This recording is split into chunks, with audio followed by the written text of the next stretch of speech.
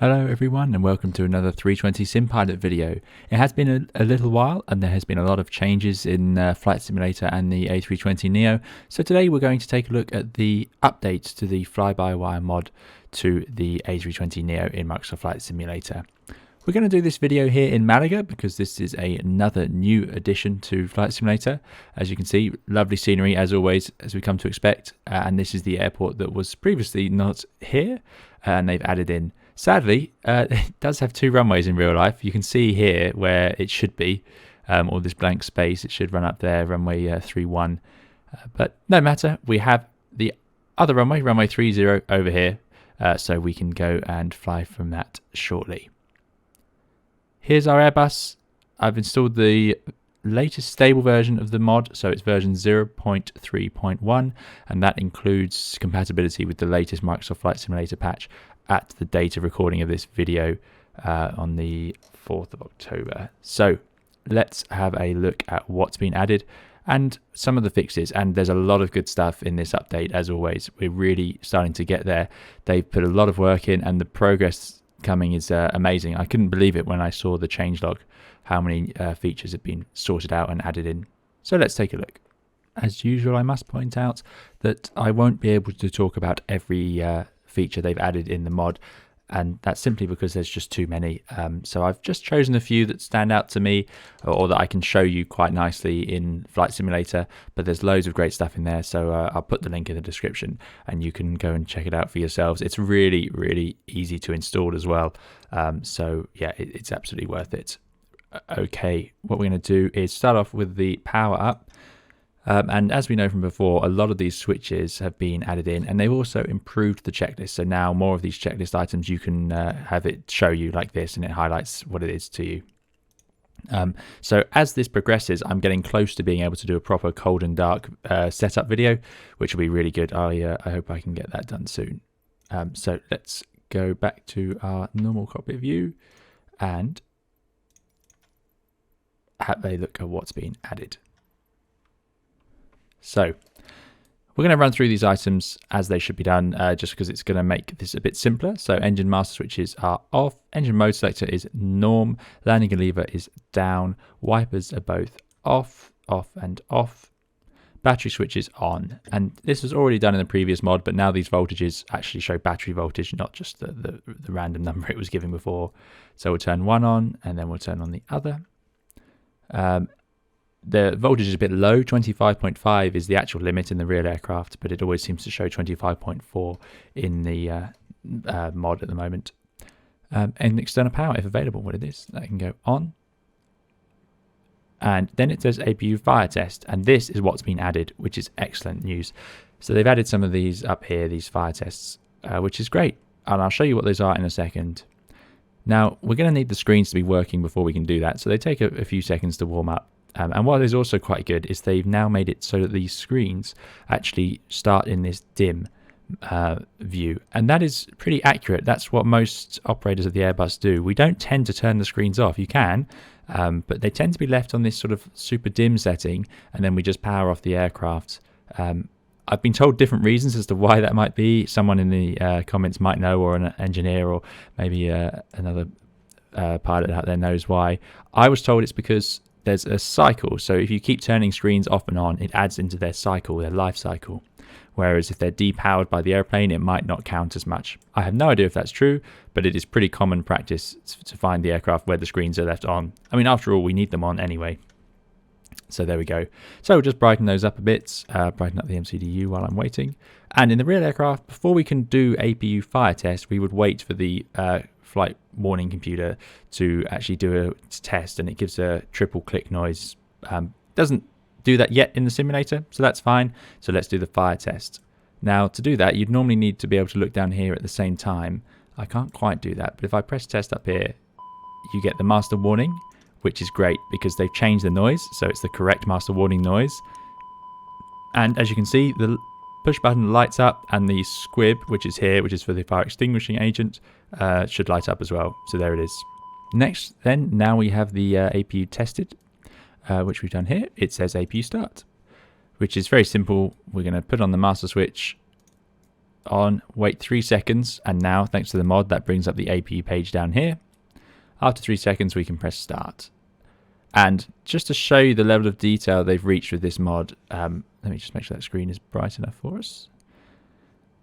Now this will actually show much more accurate startup times as well as EGT. So once the flap's open, it can automatically start, which is great. It does that on its own. That little flap is at the back of the airplane, as I've said in previous videos. It lets air into the APU, which is going to give us our electrical power and bleed air on the ground. And what you'll see is the EGT will rise and then it will start to reduce a bit as the engine accelerates, because it is just a little jet engine. So this is the exhaust gas temperature it's talking about here. So that's going to increase, this will increase, and then in the real aircraft, this little marker here, the warning for an over temperature, actually starts to reduce once the engine is accelerating. And it's because any further rise in the EGT after this point, as the engine stabilizes, is going to be a sign that there's a problem. So I think they've added it. There you can start to see it trickling down now, which is great. This level of detail is it's really nice to see. It's really starting to add into this product. There we go. Slowly moving down. Just to make sure we don't see a rise, it will give you an earlier warning. As always, the APU is pretty much self-regulated in the aircraft. It will shut down on its own, so it's just a case of monitoring and if there's any ECAM instructions for it. And there we go, that the marker reduces and reduces. And there we go, APU has started. Seems to have left the marker there at 700. I'm not sure where it sits actually. I'll have to have a look one of these days to work out, but excellent. And now that APU page does automatically disappear, which it did in the mod as well. So great. So we've done the APU start. Now we can fiddle with the cockpit lights. So I just wanted to start off in the daylight, but now I want to show you how they've adjusted the lighting, because they've done a really good job. So let's move the time on to sunsets sort of thing. And here we go. And this is fantastic. The way these screens now light up on the bottom of the glare shield up here is a really, I mean, it's amazing graphics. And I don't know how on earth they managed to do that, but they have worked hard to make this a bit more realistic. And these screens now provide glow into the flight deck. So if I turn these down, you can see that all disappears, which is just amazing, really. So, yeah, great job. And yeah, these square screens, a lot of people call them, these are the flat screens in the newer NEO aircraft, do provide ambient light in the flight deck, but you'd never obviously use it. And I don't actually think it's, I've never seen it quite as bright as this, but then I suppose I've never really tried to turn all the lights down. So we're going to turn up these integral lights. One down there, one up here on the overhead panel, that will do that. And we've got these ones underneath the FCU. Now I have seen a lot of questions. People ask me, how do I light up the autopilot panel, because they can't see it, and it will be these little controls underneath it. You need to rotate them around and those will light up. Excellent. I'm also going to put the dome light on, because you would if you were setting up the airplane at night. And they've adjusted the lighting from that, and it does light up the flight deck nicely. I wish it lit up the overhead panel, because in real life it does bounce around and light up the overhead panel as well, but I suppose that's probably quite advanced sort of graphical stuff. This is great though. This looks just like it would. Maybe, I don't know if it's quite as bright as that in real life. I don't know, maybe on some of the new ones it is, because these are LEDs now. They used to be much more yellow colour, and now in the NEOs they are this bright white, which is actually quite nice. It's very easy to see what's going on. Okay, so the next thing I want to show you is the engine fire tests, which are similar. Of course, we've got the test button up here, and it's the same thing. You want to see that both of the agents light up, and the fire push button does. And we can do it both sides. I know I'm doing this slightly out of order now. It's just to show you some of these the features that they've added. Of course, loads of things have been added in terms of switches and doors pages, so I can take you through one more of those. So we'll just finish this off. So like I say, I will do a tutorial with a full cold and dark setup, which will follow this checklist, and this is a good checklist. It will help you out. There's just some things that are slightly different, but it's very close to what I would expect. And now, thanks to the team at the mods, we can have some of these ECAM pages working, and this is quite an important step. First, we need to look at, it says recall door hydraulic, because on doors page we're looking for the oxygen, and this is the personal supply for the pilots in case of a depressurization or maybe a fume, something like that, so you can put your oxygen mask on. And in the NEO we have 2 bottles. There was only one before. So there we go. We've got the cockpit oxygen, which feeds to the oxygen mask, which is actually stowed down here. It's in there. Also, it says recall. You'd press that. I don't know if that works at the moment, but it would bring up any old ECAMs or current ECAMs that may have been cleared by accident. So hopefully you'll find nothing when you press recall. Hydraulics is not modeled yet, sadly, and oil would be another one. So 25, that's quite a lot of oil. You usually want it slightly off the top, but yeah, fine, it's in the green. So checking the oil quantity sufficient for the flight. So you have to have a certain amount in there, and then also a certain amount. So there's a minimum required, and then there's extra for every hour of flight time, so that you might use a little bit of it as you're flying along. Whilst we're here, another one they've added is wheel page. So these little triangles show us the LGCIU, the computer, is up and running and is giving us information about the landing gear. We've got the gear doors position, which is these little green lines here, which will show you when they're open, when it's traveling. Then we've got brake temperature, so 15 all around, which is in each wheel, so 1, 2, 3, 4. And it doesn't show us the pressure.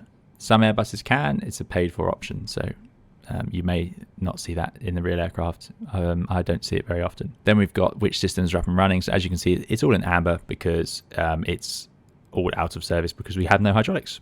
So there you go. Makes sense. So that's all been designed and added in. I mean, they've done a great job. This new engine page is far better than the one the Airbus comes with in Microsoft Flight Simulator, because this is just accurate. It's what the Neos actually have. So I just want to show you some of the features they've added to the MCDU. I've got just a little departure put into the MCDU for now and the flight plan. So I've done Malaga to Ibiza, Coston X5, flight level 360 and so on. I mean, it's not too important. It's just to show you this. So there's a flight plan page. Secondary doesn't work yet. RadNav, we're not going to use anything in it. B, we need to check. So I've reduced the fuel slightly. We've got now 7.7 tons of fuel on the aircraft. So if I put that into the MCDU, 7.7 as a block fuel, 50.2, 21.6. They've changed that to 200 taxi fuel, which is pretty accurate. That's what most airlines will use. It should show our trip figure, but it doesn't really know it yet. And that gives us our takeoff weight of 57.7, which is right because it's 50.2 plus 7.7 minus the 200 we're going to taxi out with. And now we can go to performance, and they've changed this, which is great. So now it's got runway 30, and I'm going to put in flaps 1 for takeoff. You don't need a THS figure in the real aircraft, so I'm not going to put it in. Flex temp, 20 degrees is too low. You can't flex to a temperature that low. There is limits, and it's never going to be 20. You'd just be at toga thrust instead. But let's say we can flex to 58 degrees. So put that in there. Again, to figure out these numbers, you need a calculator. I'm just going on rough guesses here. What they have done, which is great, is they've adjusted the thrust reduction acceleration altitude. So it should now change based on the elevation of the airport. So we're at 40 feet, so it's at 1540, which is great because that's what the real aircraft does. It by default just sticks in whatever it's set to do, but it does know the elevation of where you're starting. And now something you need to do is select this button.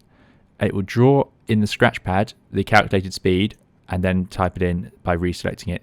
So do that for each of those speeds.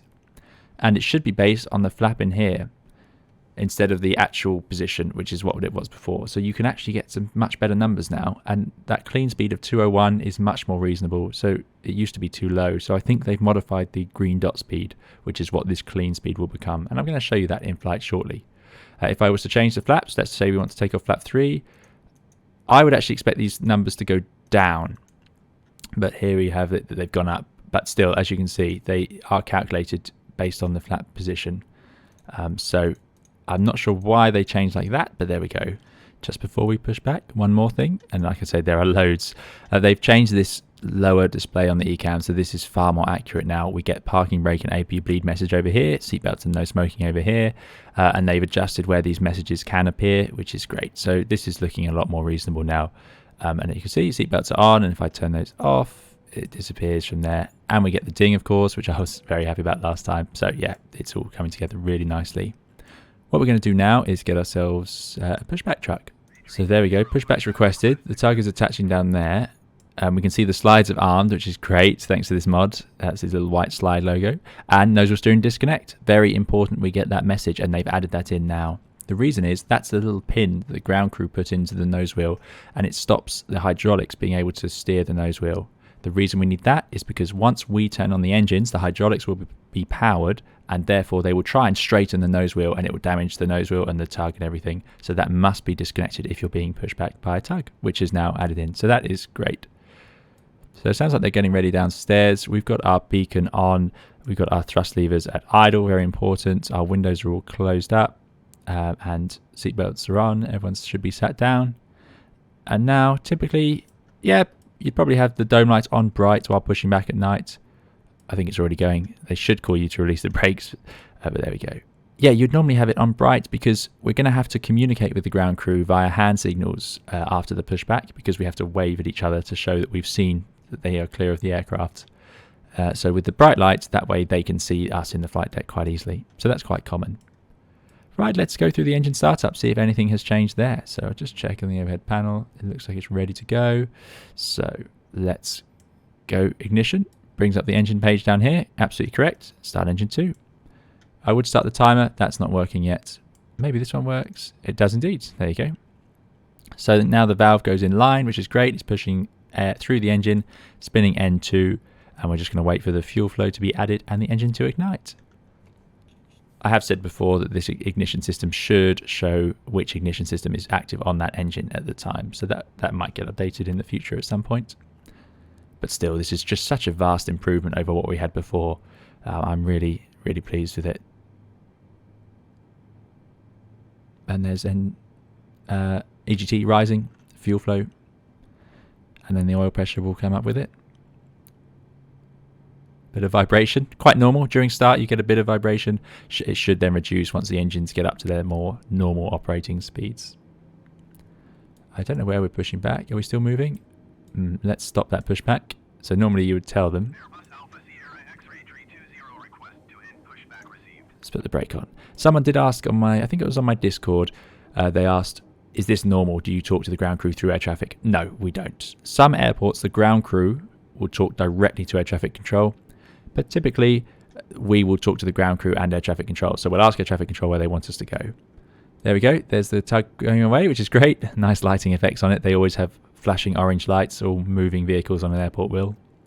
And then you would wave at them. So you'd see the ground crew wave. And they're usually holding a flag or a pin to show you they disconnected that nose wheel steering pin. Because it's very important they have, otherwise we'll be in trouble. And as we can see down here, that message, nose wheel steering disconnect, has gone. Right, let's start up engine 1. Engine 2 is all stabilized. And I love that this clock works. I'm not sure if this worked before, but it does now, which is great. We would normally use the one here. This little chrono brings up a little timer down here, which is great. Okay, so let's get engine 2 started. Also, this is one minor detail. This little line, this is the starter valve. So that should actually go across now because it's not starting the engine. So it doesn't need to be pumping in that air pressure. So that would go into a cross because the engine's running on its own.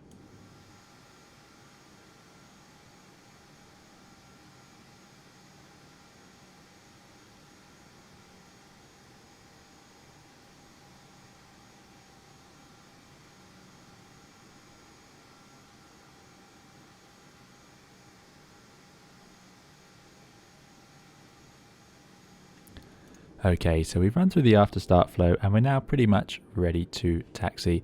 And let's take a look at what else has changed, because from the after start perspective, not too much, but now we have a wheel page here, which is what would show on the ground as we're taxiing along.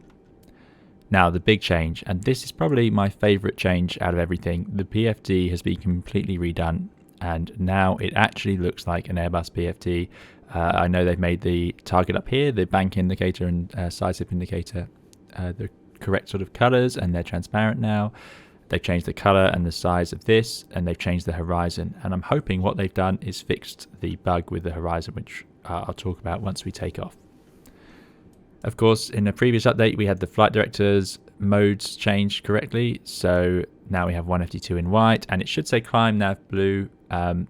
It shouldn't revert to VS0, but in any case, if it does to you, you can just pull this one and it will go back to climb. So if you pull it out with the little arrow down. Now that's not accurate to the real aircraft. It wouldn't arm like that. What can happen on the real aircraft, if this was at 0, it might go into alt and you might need to turn them off and on again. But let's put it up to 9,000. There we go.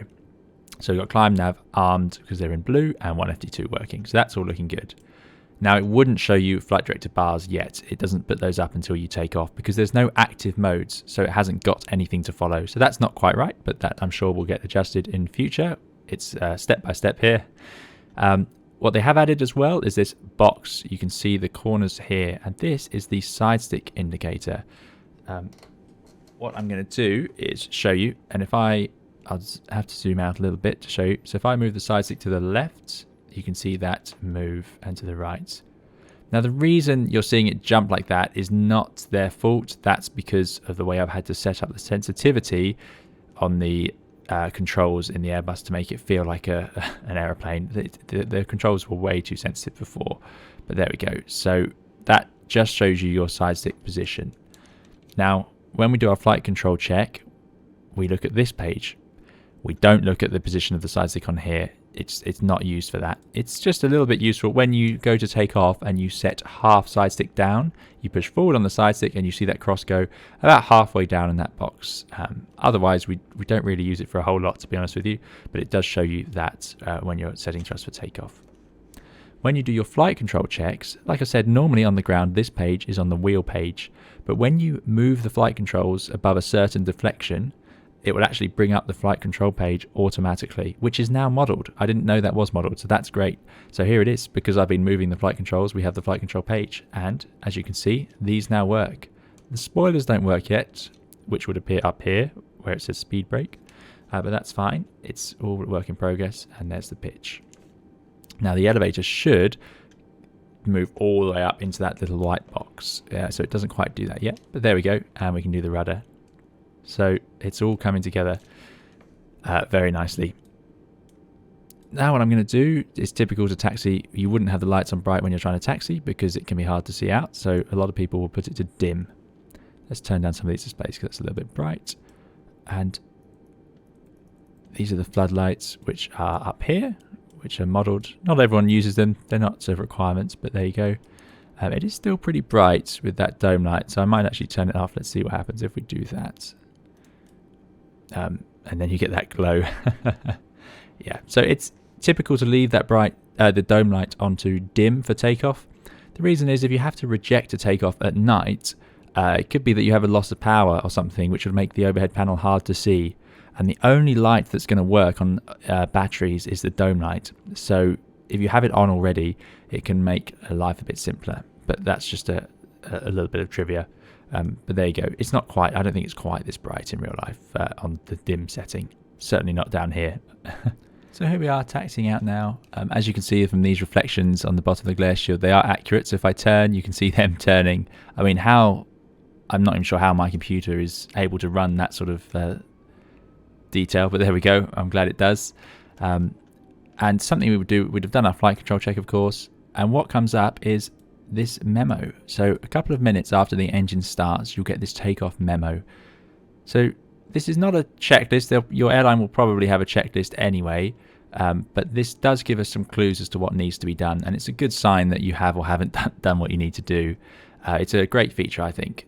It's called the ECAM memo. And often airlines will use a phrase such as no blue or all green or something like that to refer to the colour. Because we have blue, we can see it's not quite done yet. So what I'm going to do is I'm just going to bring us to a stop here, set the parking brake, and let's see what we need to do. So for takeoff, obviously the auto brake needs to be at max, the cabin needs to be ready, and we need to have done a takeoff config test.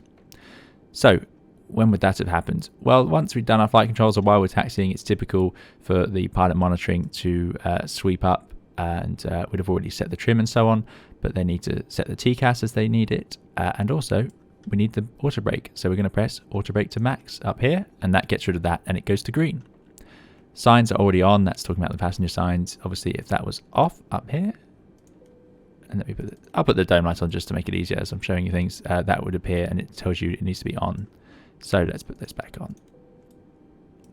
Cabin check. Now this is a mod Not all airlines have this feature. Not all Airbuses have this memo in here, but it's quite, it may be that all NEOs have it now actually. But there we go, cabin check. And that's because the cabin crew have a button they can press to tell us they're ready to go.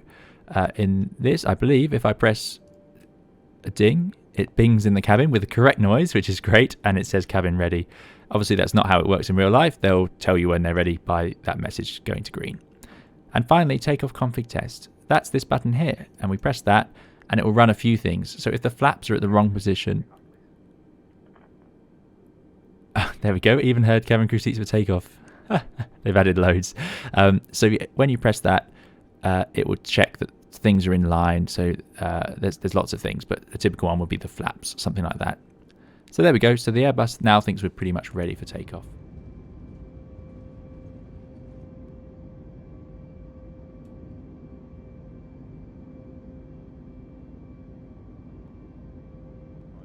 So here we are in flight now.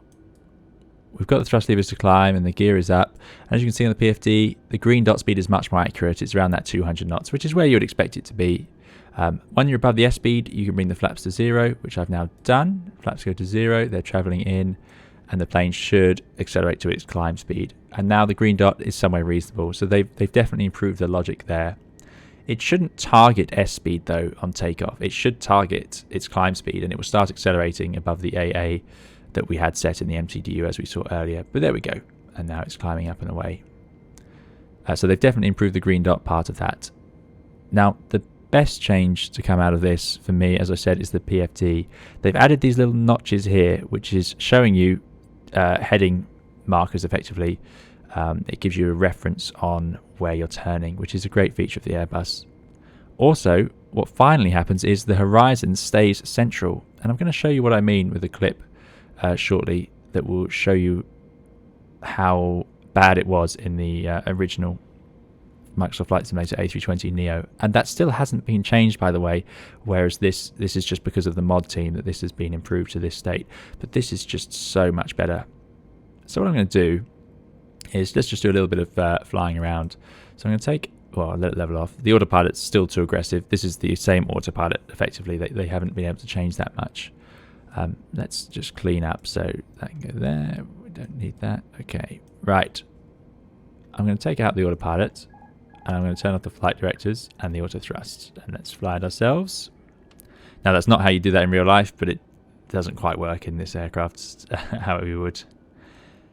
So what you can see is on the PFD now, the horizon actually stays central, and if I pitch up, I go to toga and pitch all the way up, you can see that in relation to the 5-degree marker, this distance is staying the same. So it's pretty reliable. And if I put the nose down, it does the same. It actually is fixed in place on the horizon, which sounds obvious, but I'll show you what I mean with the default aircraft shortly. So here we are in the default Microsoft Flight Simulator A320 NEO, and as you can see, as I pitch up to over 15 degrees, the horizon has moved up. So instead of sitting at 0 degrees pitch, the difference between the brown and the blue, the horizon line, actually moved up to over the 2.5 degree line. Now as I pitch back down, it goes down a little bit. And then when I pitch to push the nose down, you'll see the horizon line actually goes down, and it starts to close in on that 2.5 degree line down. So it's moving depending on how I'm pitching, which is of course no good at all. We need an accurate reference to the horizon, and I don't understand how we ended up with a default aircraft where the horizon moves up and down. It's completely critical to flying on instruments to know where the horizon is and have it accurate. So it really shouldn't move at all. But as you can see, you pitch up and down and it adjusts itself to different angles. So it makes it very difficult to understand what pitch your nose is actually at. Fortunately, the A320 or the Flybywire mod team have done a great job, as we'll see now. So pitch above 10 degrees and increasing, and the horizon line is still steady at 0, and we've still got a good difference between 0 and 2.5. As we lower the nose, it stays completely steady at 0 degrees, so it is a useful reference for flying now, which is great. That's all for today's video. Thank you very much for watching. I hope it's been useful for you, and thank you again to the Fly-by-Wire mod team who are doing a fantastic job improving this aircraft. If you'd like to see more videos on Flight Simulator and the Airbus in particular, then there will be more coming out on my channel soon. It's been a bit busy lately, which is why I've not managed to make as many videos as I'd hoped recently, but there are more planned, as well as some live streams as well to come. We'll be following the progress of this mod as it updates over time, so there'll be plenty more videos to come on that as well. That's all then. Thank you very much for watching, and I hope to see you again in another video soon. Thank you. Bye bye.